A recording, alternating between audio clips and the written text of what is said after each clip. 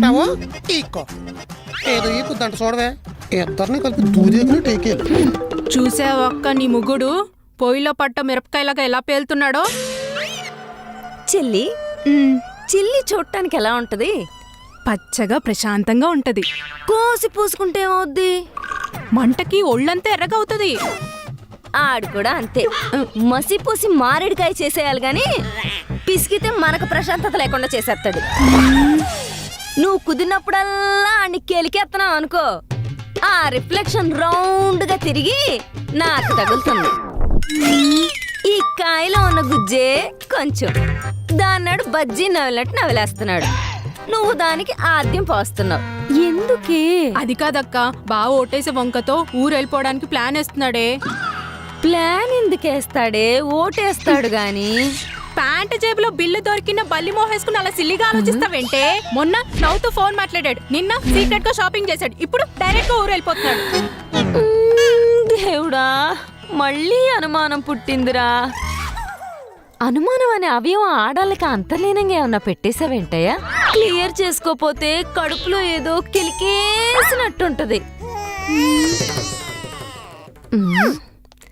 నీ మొహానికి మెదడికి అస్సలు సంబంధం ఉండదే.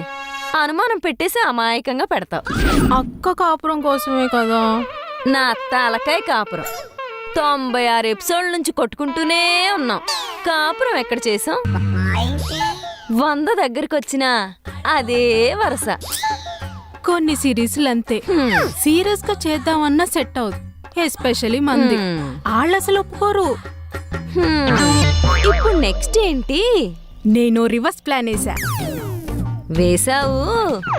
అక్క కాపురం కోసం తొక్కి తొక్కి చంపేస్తాను. బావ వల్ల నీకెలైతే అనుమానం కలిగి కడుపులో కెలికేస్తుందో, మనం కూడా బావకి అలానే అనుమానం కలిగిస్తే బావ కూడా కడుపులో కెలికేస్తుంది కదా. తెగేదాకా లాక్కూడదే, తెగించేస్తారు. చూస్తూ కూర్చుంటే నచ్చింది చేస్తారు. జీవితమే పోరాటం అంటే పోరామటం అనుకునేదాన్ని, ఇప్పుడు తెలుస్తుంది ఆ ఆరాటం. పదా ఆగు, ఫస్ట్ స్టెప్ గుర్తుంది కదా, ఫోన్ కాల్. గుర్తుంది. ఏదైనా నేను దిగనంత వరకే. Once I step in, history repeats. వస్తున్నారా? ఈ కరెంట్ బిల్లులు కట్టలేక చచ్చిపోతున్నాం. ఊరుకోండి గారు. బాడీ ఏంట్రా, బొగ్గుల మీద కాల్చిన మొక్క చనిపోతున్నా మసిబొగ్గు అయిపోయింది. ఎండకి ఏగిపోయావా? ఏగిపోకుండా ఉండాలనే ఈ యాస్మేష. ఎండకి ట్యాన్ అయిపోతున్నాను, కొంచెం సన్ స్క్రీన్ ఇవ్వమని చిన్నమ్మాయి గారిని అడిగా. సచ్చిరే ఇచ్చిండు. చాకో మైసూర్ పాక్. చార్కోల్ మైసూర్ పాక్ కాదురా, చార్కోల్ ఫేస్ ప్యాక్ అయి ఉంటది. అదే వేసుకుంటే వేసవి కాలంలో మంచిదని టీవీలో చూసి చార్కోల్ మైసూర్ పాక్ చిచ్చి చార్కోల్ ఫేస్ ప్యాక్ వేసుకున్నావా? మీరు ఇచ్చే పైసలకి ఫేస్ ప్యాక్లు కూడాను చార్కోల్లో చార్ తీసేసి కట్టెలు కాల్చి కోల్ ముఖాన్ని పూసుకున్నా. క్రియేటివిటీ. బొగ్గులో బ్రహ్మరాస్తాన్ని కనుక్కున్నావు, చార్కోల్లో కూడా బొగ్గేరా ఉండేది. బాధపడ. ఎండకి ఒళ్ళు నల్లబడటంతో పాటు జుట్టు కూడా నల్లబడితే బాగుండనండి. రోహిణి కార్తీక్ లో రోడ్డు ఎక్కితే తోలు ఊడిపోద్దంట, జుట్టు కూడా ఊడిపోతే బాగుంటుందా? బాగోదు. నువ్వు అస్సలేం మారలేదు, సేమ్ సిల్లీ జోక్స్. బాగా సెటిల్ అయినట్టున్నావు, బెంజ్ కొన్నావంట. ఒరే అంజీ, లోపలికి వెళ్ళి కూల్ వాటర్ తేరా. అలాగేనండి. ఈ రీల్ భలే ఉంది.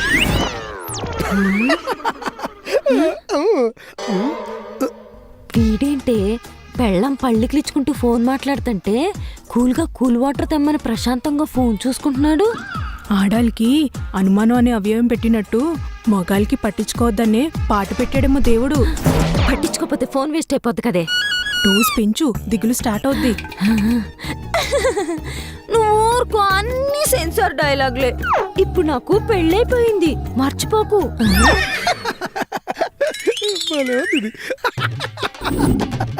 రాజీ రీల్ భలే ఉందిరా. మంచినీళ్ళు. అరే అంజీ, ఈ మంచినీళ్ళు వద్దు గాని ఒక 1/2 లీటర్ మజ్జిగలో ఓ